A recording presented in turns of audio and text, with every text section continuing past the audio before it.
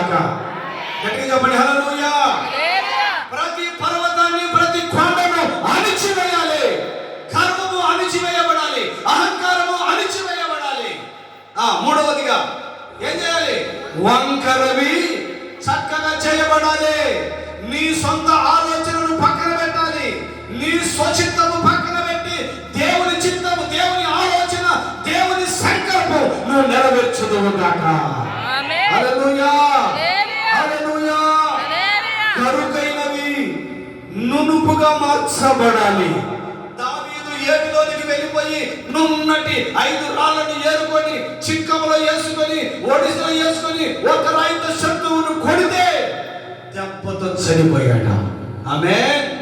యేసయ్యలో నువ్వు కరువుగా కాదు ఉండాల్సింది, స్మూత్గా మార్చబడిపోవాలి, పరిశుద్ధంగా మార్చబడిపోవాలి, పవిత్రంగా మార్చబడిపోవాలి. దేవునికే నువ్వు ఆయుధంగా మార్చబడిపోవాలి. దేవునిలో నువ్వు బలమైన వ్యక్తిగా మార్చబడితే దేవుని మహిమ బయలుపరచబడుతుంది. మోకరించండి, ప్రార్థన చేసుకుందాం. దయచేసి అందరూ మోకరించండి. బయట ఉన్న వాళ్ళు కూడా లోపలికి రండి. పిల్లలు బయట ఉన్నారు, ఆటోలు ఆడుకుంటున్నారు, లోపలికి రండి.